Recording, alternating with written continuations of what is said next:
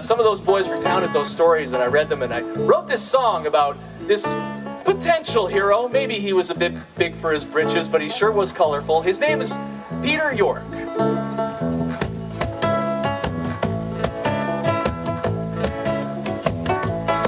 Well, in days now gone when the men were strong and hauled life from the lake and ground, one name was known best beyond all the rest, from Midland to Owen Sound.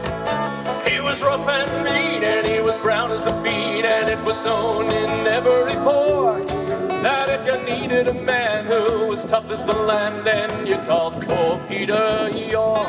'Cause he could read the northern lights, and he could teach you all to bite.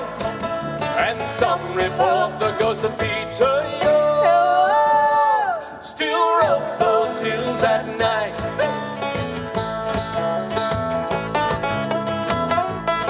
When old York got going, he could fill a tome with all the things he'd done and seen.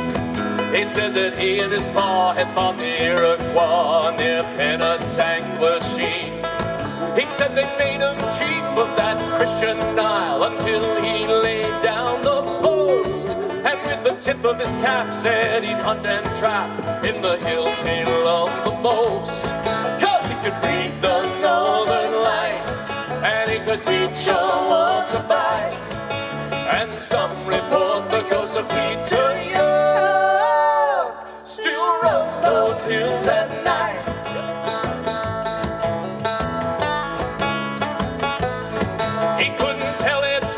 Seemed to save his life, but this is how the story goes. Old Pete was hunting deer in that valley fair where the Beaver River flows. He'd started to skin when the wolves moved in, but old York just gave a roar. And that night at his shack he had a deer in the rack and some wolf pelts on the floor. 'Cause he could read the northern lights, and he could teach you all to bite. And some report the ghost of Peter York still roams those hills at night.